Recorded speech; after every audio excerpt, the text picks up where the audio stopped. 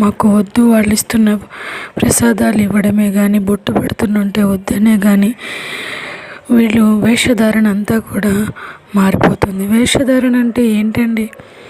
వేషధారణ అంటే అన్నీ పెట్టుకొని, బొట్లు పెట్టుకొని అందంగా అలంకరించుకోవడం వేషధారణ కాదండి.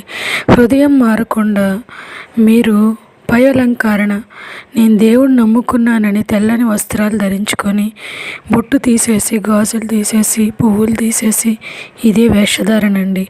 ముందు నీ హృదయాన్ని మార్చుకో, అప్పుడు ఆటోమేటిక్గా నీ అంతట నీవే వీటి మీద నీకు విరక్తి వచ్చేస్తుంది.